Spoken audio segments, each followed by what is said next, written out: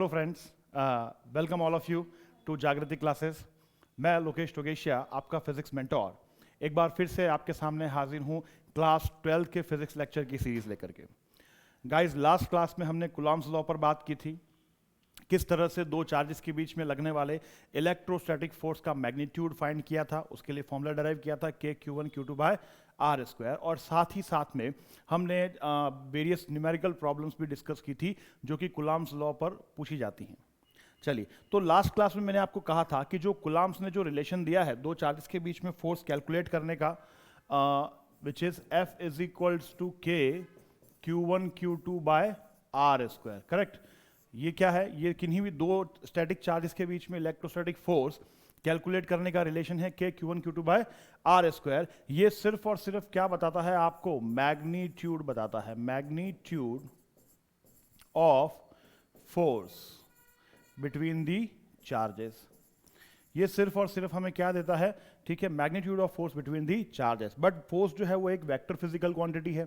इसका मतलब क्या कि मैग्नीट्यूड के साथ साथ आपको फोर्स किस डायरेक्शन में अप्लाई हो रहा है उसकी जानकारी भी होना बहुत जरूरी है। इसका मतलब मैग्नीट्यूड और डायरेक्शन दोनों के सेंस में हमें फोर्स की वैल्यू जो है वो पता होनी चाहिए। लेकिन कूलॉम्स लॉ का लिमिटेशन क्या है कि ये आपको सिर्फ और सिर्फ मैग्नीट्यूड के बारे में बताता है, अप्लाइड फोर्स के डायरेक्शन के बारे में ये किसी तरह की नॉलेज नहीं देता।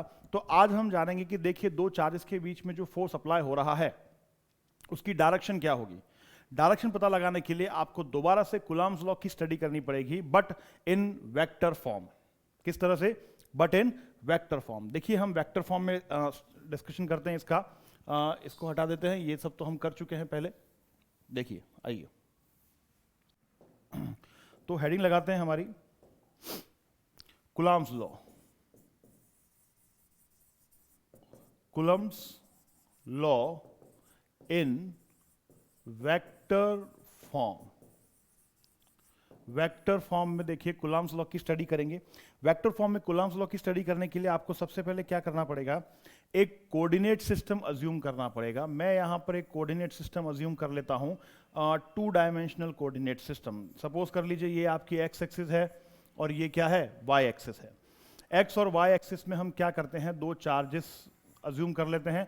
ये कोई चार्ज है आपका Q1 और ये एक दूसरा चार्ज है यहां पर Q2। इस Q1 चार्ज की जो पोजीशन है वो ओरिजिन से बताने वाला एक वेक्टर होता है जिसको हम बोलते हैं R1 vector. Whereas Q2 charge की पोजीशन ओरिजिन से बताने वाला जो वेक्टर होगा यहां पर वो हो जाएगा R2 वेक्टर। क्लियर है? वेक्टर्स में हमने पढ़ रखा है किसी भी कोऑर्डिनेट सिस्टम में ऑब्जेक्ट की पोजीशन ओरिजिन पॉइंट से डिनोट करने वाला वेक्टर जो होता है वो पोजीशन वेक्टर कहलाता है। नाउ Q1 और Q2 के बीच की जो डिस्टेंस है इसको भी हम एक वेक्टर से डिनोट करेंगे, which is nothing but R vector. तो इस तरह से मैंने क्या किया? दो चार्जेस Q1 और Q2 को किसी पर्टिकुलर 2 डायमेंशनल कोऑर्डिनेट सिस्टम में अज्यूम कर लिया। नाउ अब देखिए, इन दोनों का चार्ज नेचर कुछ भी हो सकता है, नेचर डजंट मैटर। यहां पर नेचर जो है वो मैटर नहीं करता Q1 और Q2 के बीच में। मैं अज्यूम कर लेता हूं लेट एक मिनट, हम यहां पर अज्यूम कर लेते हैं let Q1, Q2 greater than 0। Q1, Q2 greater than 0 मतलब Q1 और Q2 का जो प्रोडक्ट है वो 0 से बड़ा है। क्या मतलब हुआ इसका? Q1 और Q2 का प्रोडक्ट 0 से बड़ा होने का मीनिंग क्या हुआ? देखिए, Q1 और Q2 का प्रोडक्ट 0 से बड़ा है, इसका मतलब यहां पर Q1 और Q2 का जो नेचर है वो कैसा है? सिमिलर नेचर है। देखिए, आइदर ये पॉजिटिव पॉजिटिव होंगे तभी इन दोनों का प्रोडक्ट ग्रेटर देन 0 आएगा, या फिर ये नेगेटिव नेगेटिव होंगे तभी इनका प्रोडक्ट जो है वो ग्रेटर देन 0 पॉसिबल है। तो अगर मैं इस तरह से डिनोट करता हूं that Q1 Q2 product of Q1 Q2 greater than 0, इसका मीनिंग क्या हो गया कि दोनों चार्जेस जो हैं वो किस नेचर के हैं? Similar nature. यहां पर जो दोनों चार्जेस हैं आपके वो सिमिलर नेचर के हैं। क्लियर है? चलिए, सिमिलर नेचर के होने के बाद में अब हम सबसे पहले क्या करेंगे? देखिए गाइस, यहां पर अगर ये सिमिलर नेचर के होंगे तो Q1 जो है वो Q2 पर क्या करेगा? रिपल्सिव फोर्स लगाएगा। आप जानते हैं Q1 जो है वो Q2 पर फोर्स लगाएगा रिपल्सिव, जिसकी डायरेक्शन कुछ इस तरफ होगी। सपोज कर लेता हूं मैं F12, सॉरी इसको डिनोट कर देते हैं हम F21 से। 1 2 नहीं लिख करके हम इसको लिख देते हैं F21। F21 का मीनिंग हो गया फोर्स ऑन 2 ड्यू टू 1, ये इसको रिपेल करेगा तो किस डायरेक्शन में रिपेल करेगा? स्ट्रेट फॉरवर्ड बाहर की तरफ F12 फोर्स से। At the same moment Q2 charge जो है ये भी क्या करेगा? Q1 को रिपेल करेगा, Q1 को रिपेल करेगा, तो इस पर लगने वाले फोर्स की वैल्यू हम अज्यूम कर लेते हैं F12। F12 का मतलब हो गया फोर्स ऑन 1 ड्यू टू 2। दोनों चार्जेस का नेचर सिमिलर है तो दोनों एक दूसरे पर रिपल्सिव फोर्स लगाएंगे, जिसको हमने डिनोट किया है F12 एंड F21 से। देखिए फोर्स की जो डायरेक्शन है वो हमेशा एक यूनिट वेक्टर से शो की जाती है। आप लोगों को पता होगा फोर्स की जो डायरेक्शन है वो कैसे शो की जाती है गाइस? हमेशा एक यूनिट वेक्टर से शो की जाती है। मैं F12 की डायरेक्शन में कोई एक यूनिट वेक्टर अज्यूम कर लेता हूं R कैप। F12 की डायरेक्शन में हम एक यूनिट वेक्टर अज्यूम करके चलेंगे R कैप। अगर F12 की डायरेक्शन, F12 फोर्स की direction R cap unit vector से हो रही है तो F21 की जो डायरेक्शन होगी वो किस यूनिट वेक्टर से शो होगी? वो शो होगी माइनस R कैप, क्योंकि इसके ठीक ऑपोजिट यूनिट वेक्टर है। ऑपोजिट डायरेक्शन का वेक्टर जो होता है वो नेगेटिव साइन से डिनोट होता है। आपको पता होगा, आपने 11th क्लास में पढ़ रखा होगा, ठीक है ना? अगर मैं F12 वेक्टर की डायरेक्शन जो है वो R कैप यूनिट वेक्टर से डिनोट कर रहा हूं तो F21 की जो डायरेक्शन है वो automatically by default minus R cap vector से डिनोट होगी। चलिए आगे बढ़ते हैं। नाउ अब हम सबसे पहले यहां पर क्या बात करेंगे? हम बात करेंगे force on Q1 due to Q2 की वैल्यू फाइंड करेंगे। Force on Q1 due to Q2 की वैल्यू फाइंड करेंगे हम यहां पर, मतलब Q1 पर Q2 के द्वारा लगाया गया फोर्स क्या होगा उसकी बात करेंगे इन वेक्टर फॉर्म। किस फॉर्म में? In vector form.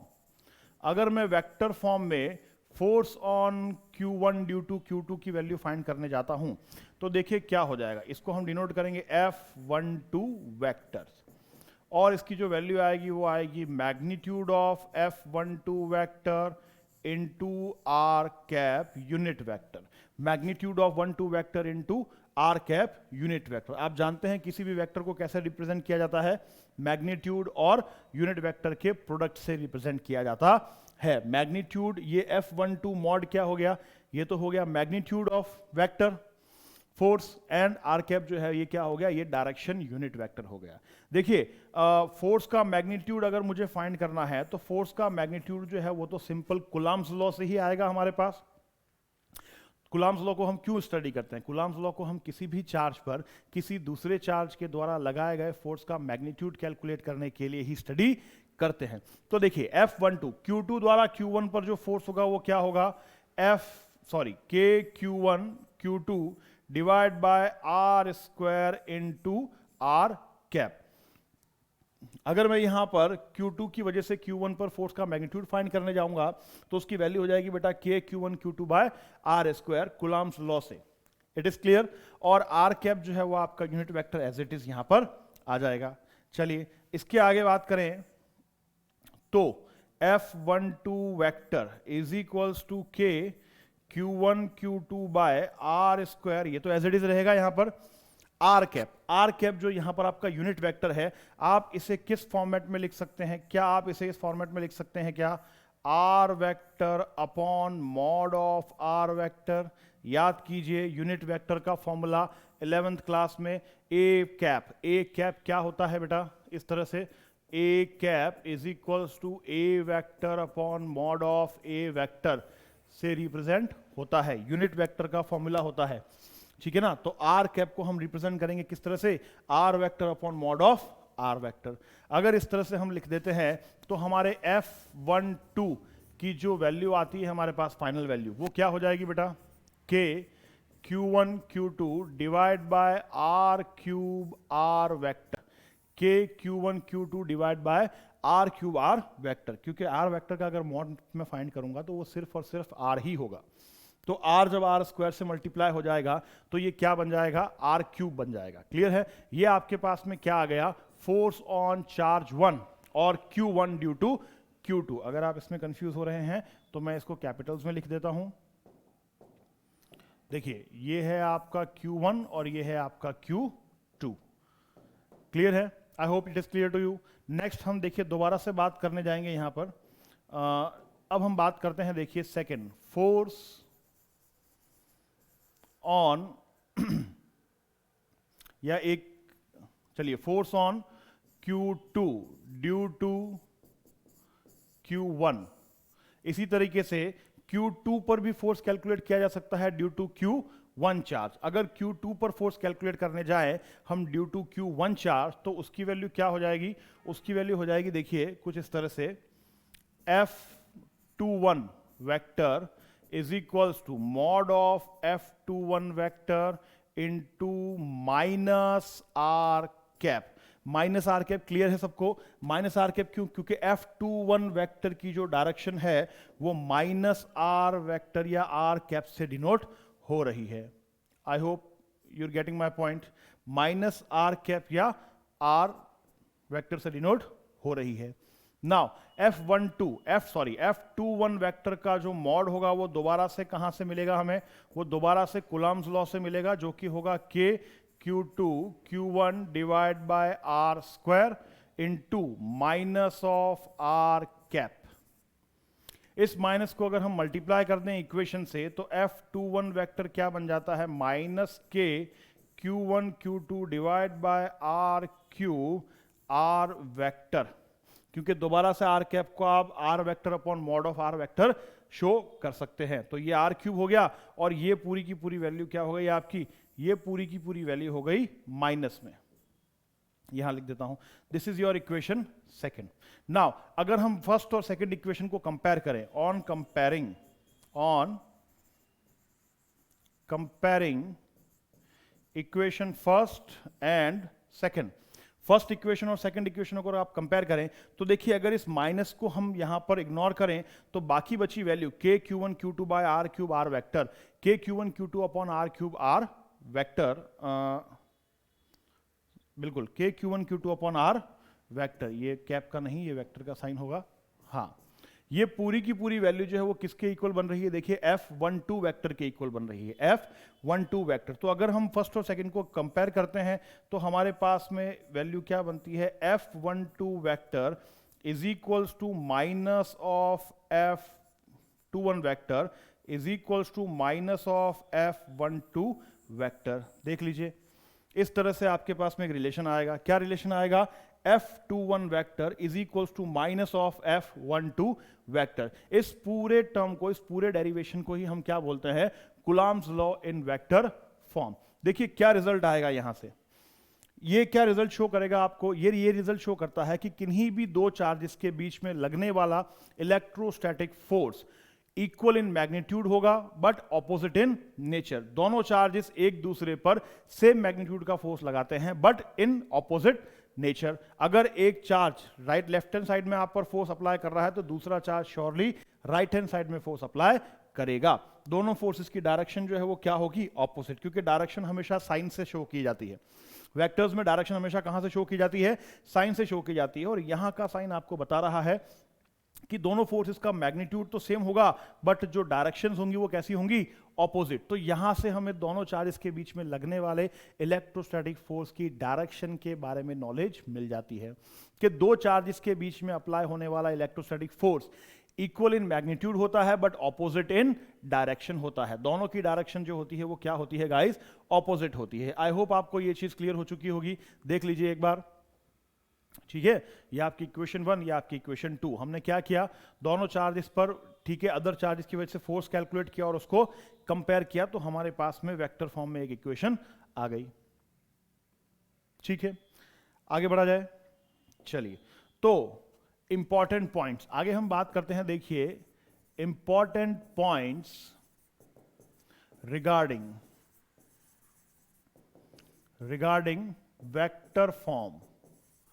Vector form of Coulomb's law. Coulomb's law को स्टडी करने के बाद में कुछ इंपॉर्टेंट पॉइंट्स आते हैं हमारे पास में, जिनको स्टडी करना जरूरी है।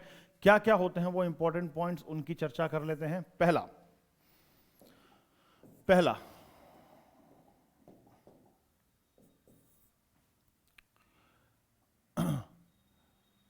Force between two point charges are always applies equal in magnitude, but opposite in direction. Equal in magnitude but opposite in direction. Force between 2 point charges are always applies equal in magnitude but opposite in direction. ये हमारे पास में पहला conclusion आता है. दूसरा, electrostatic force between 2 point charges always follows Newton's third law of motion. दो charges के बीच में लगने वाला इलेक्ट्रोस्टैटिक फोर्स हमेशा किसको अप्लाई ऑलवेज ओबे करता है? Always follows Newton's third law of motion. Third law of motion को फॉलो करता है बेटा. देखा है ना आपने, थर्ड लॉ ऑफ मोशन जो होता है वो क्या होता है? हमेशा एक्शन रिएक्शन पेयर. फोर्सेस के एक्शन रिएक्शन पेयर बन रहे हैं. दो चार्जेस के बीच में हमेशा फोर्स कैसे लगेगा? Equal in magnitude but opposite in direction. चलिए next point, force between any 2 point charges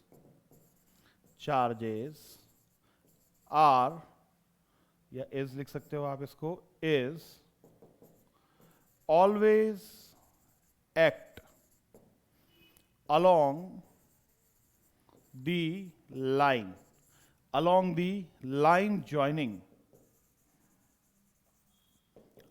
joining the two charges. Along the line joining the two charges. ठीक है, दो चार्जेस के बीच में लगने वाला इलेक्ट्रोस्टैटिक फोर्स जो है वो किस डायरेक्शन में लगता है? It acts always along the line joining the two charges. Line joining the two charges का मीनिंग क्या है? Line joining the two charges, ये बहुत इंपॉर्टेंट कॉन्सेप्ट है. देखिए, सपोज कर लीजिए कि दो चार्ज हैं आपके पास Q1 और Q2, तो ये दोनों के बीच में जो है वो फोर्स लगेगा आइदर रिपल्सिव और अट्रैक्टिव. लेकिन क्या वो फोर्स इस डायरेक्शन में लग सकता है? क्या इस तरफ और इस तरफ? नहीं, बिल्कुल नहीं. ये दोनों फोर्सेस इस डायरेक्शन में नहीं लग सकते. ये दोनों फोर्सेस लगेंगे तो या तो इस डायरेक्शन में लगेंगे या फिर इस डायरेक्शन में लगेंगे. ये करेक्ट है. बात समझ आ रही है आपको मेरी? ठीक है. Line joining the two charges का मतलब क्या हुआ? Line joining the two charges का मीनिंग क्या हुआ कि इन दोनों चार्जेस को, दो चार्ज के बीच में फोर्स हमेशा कैसे लगता है? दो चार्जेस को मिलाने वाली रेखा के अनुदिश, दो चार्जेस को मिलाने वाली लाइन के अलोंग ही लगता है, आइदर अट्रैक्शन या रिपल्शन. दोनों चार्जेस को जो ज्वाइन करने वाली लाइन होगी उसी के अलोंग लगेगा, उससे परपेंडिकुलर या उससे किसी अदर साइड में कभी भी ये फोर्स अप्लाई नहीं होगा. ठीक है, यहां तक बात क्लियर है? एक और पॉइंट रह गया है हमारा इसमें इंपॉर्टेंट, चलिए वो भी देख लेते हैं. Fourth point, electrostatic force between 2 point charges is always unaffected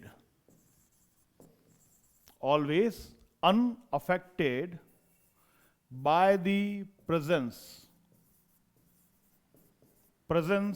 of any third charge between them. देखिए, ये एक पॉइंट क्या कहना चाह रहा है कि सपोज कर लीजिए आपके पास में दो चार्जेस हैं, ये आपका Q1 चार्ज है और ये Q2 चार्ज है. इन दोनों के बीच में कुछ इलेक्ट्रोस्टैटिक फोर्स होगा, उसका मैग्नीट्यूड हम कैलकुलेट कर लेंगे by the help of Coulomb's law. Now अगर इन दोनों चार्जेस के बीच में मैं कोई तीसरा चार्ज पुट कर लेता हूं Q अमाउंट का, तो क्या हो जाएगा गाइस? अब जो है इलेक्ट्रोस्टैटिक फोर्स इन दोनों चार्जेस के बीच में लगेगा, इलेक्ट्रोस्टैटिक फोर्स इन दोनों चार्जेस के बीच में लगेगा. उस फोर्स का क्या हुआ जो इसके आने से पहले Q1 और Q2 के बीच में लग रहा था, तो हमेशा ध्यान रखिएगा किसी भी थर्ड चार्ज की प्रेजेंस में दो पॉइंट चार्जेस के बीच में जो इलेक्ट्रोस्टैटिक फोर्स लगता है वो अनअफेक्टेड होता है। अनअफेक्टेड होने का मतलब इन दोनों चार्जेस के बीच में जो फोर्स लग रहा था ना पहले बेटा, वो अभी भी यहां पर प्रेजेंट होगा। इन दोनों के बीच में एज इट इज फोर्स लगेगा, फोर्स अफेक्टेड नहीं होगा। मतलब F1, F2 and F3 forces जो है, फोर्सेस की क्वांटिटी कितनी हो गई है? 3 हो गई है। मतलब Q1 और Q और Q2 और Q के बीच में फोर्स एग्जर्ट होगा, लेकिन Q1 और Q2 के बीच में जो फोर्स पहले अप्लाई हो रहा था वो अभी भी यहां पर जीवित है। बात समझ आ रही है आपको मेरी? ठीक है, उस पर किसी तरह का कोई इफेक्ट नहीं होगा। इंपॉर्टेंट पॉइंट है, बहुत ज्यादा इंपॉर्टेंट पॉइंट है ये, हमारे प्रिंसिपल ऑफ सुपरपोजिशन में बहुत वैल्यूएबल पॉइंट है आपके पास में। समझ में आ गई बात? तो ये जो कुछ पॉइंट्स हैं, अच्छा एक और पॉइंट, चलिए स्पेस है हमारे पास में तो एक और पॉइंट इंक्लूड कर लेते हैं। इलेक्ट्रोस्टैटिक फोर्स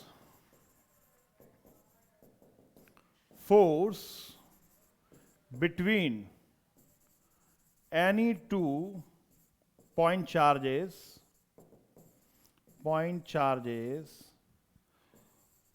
रेंजेस,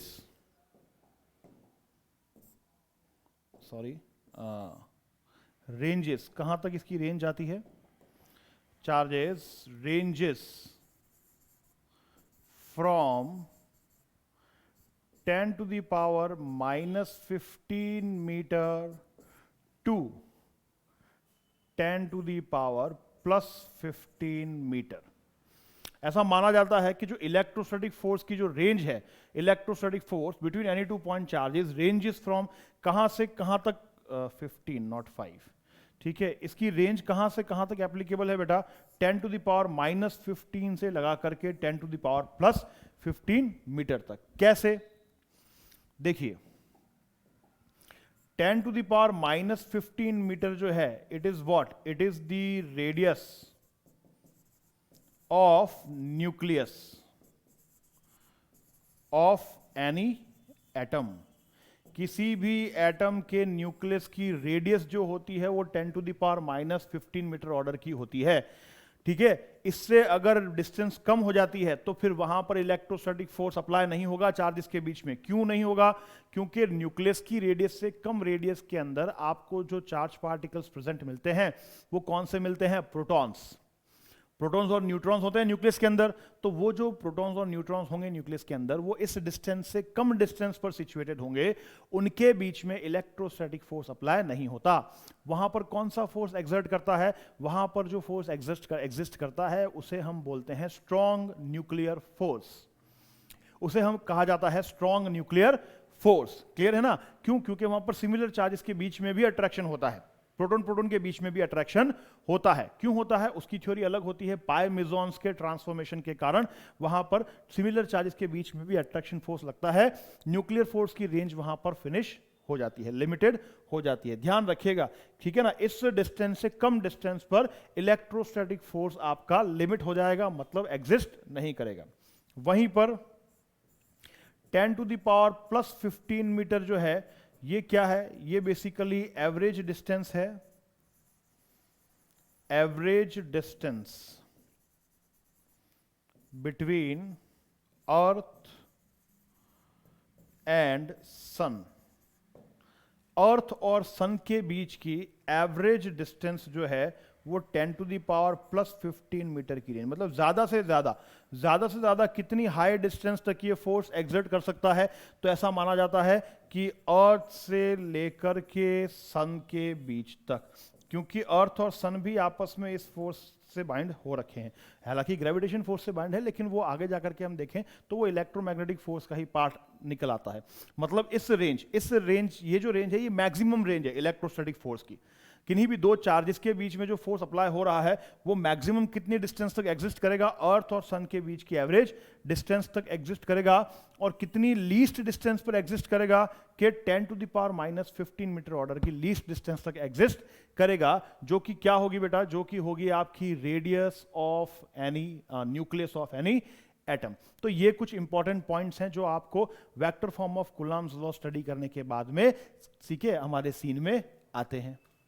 यहां पर आपका vector form of Coulomb's law जो है वो कंप्लीट हो जाता है। चलिए जल्दी से नेक्स्ट टॉपिक पर बात कर लेते हैं हम।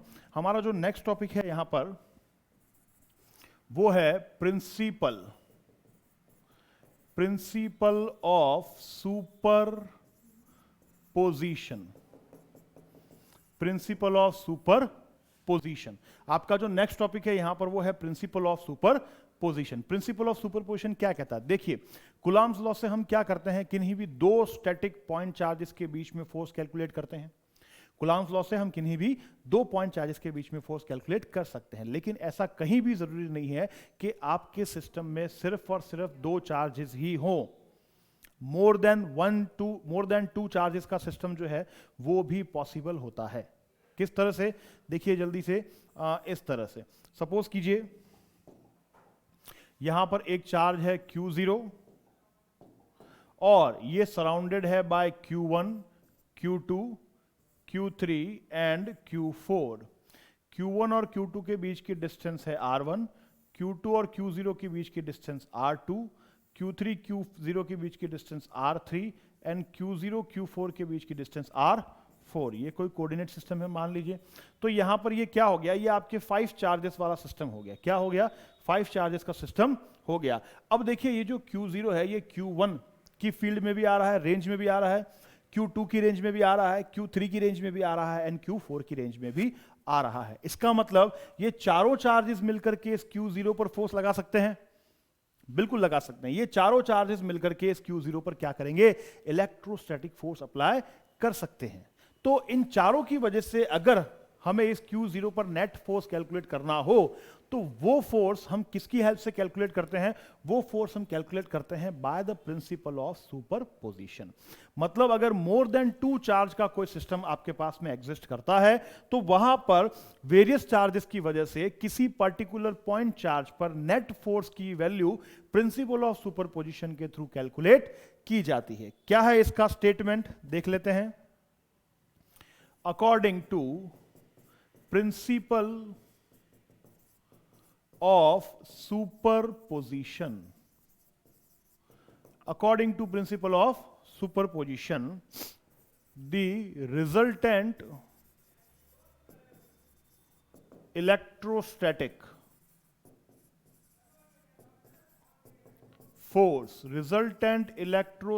force exists on any point charge due to more than one charges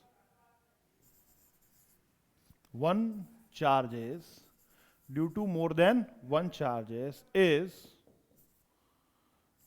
always the vector sum of all the individual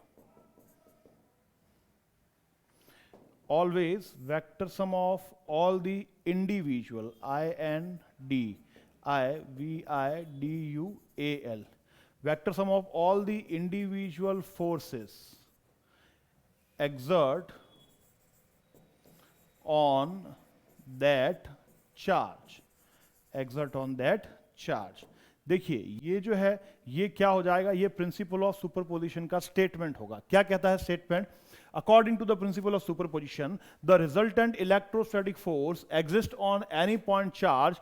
exist की जगह आप चाहें तो एक्सर्ट लिख सकते हैं, ठीक है, कंफ्यूजन अगर हो रहा हो तो EXERT, exert on any point charge due to more than one charges is always the vector sum of all the individual forces exert on that charge. Vector sum, यहां पर ध्यान देने वाली बात यही है, is always equals to the vector sum of all the individual forces exert on that charge. हमेशा किसके इक्वल होगा? देखिए अगर आप इस Q0 पर रिजल्टेंट फोर्स फाइंड करना चाहते हैं due to these more than one charges Q1, Q2, Q3 and Q4, तो ये किसके इक्वल हो जाएगा बेटा?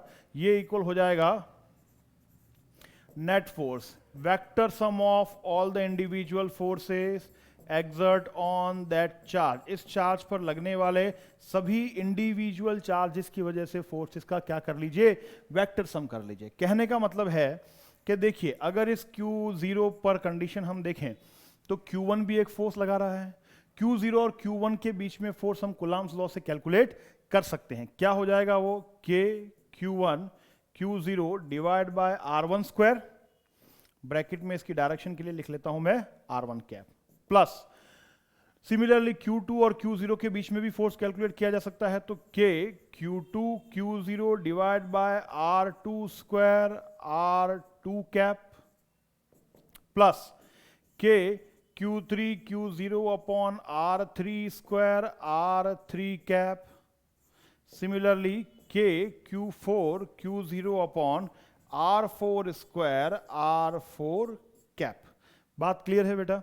तो इस तरह से आपको क्या करना है, जितने भी इंडिविजुअल चार्जेस की वजह से फोर्सेस Q0 पर लग रहे हैं उन सभी फोर्सेस का वेक्टर सम आपको कर देना है। This is nothing but the principle of superposition. ये क्या होगा, ये और कुछ नहीं होगा, यही होगा आपका principle of superposition. I hope it is clear to you. ठीक है, देख लीजिए, नोट कर लीजिए, ये आपका प्रिंसिपल ऑफ सुपरपोजिशन होगा। नेक्स्ट क्लास में गाइस हम डिस्कस करेंगे प्रिंसिपल ऑफ सुपरपोजिशंस पर फॉर्म होने वाली various numerical problems. I hope आपको ये चीज क्लियर हो चुकी होगी। ठीक है, इसको नोट कीजिएगा, नेक्स्ट क्लास में हम इसके आगे डिस्कशन करेंगे। Thank you, have a nice day for today.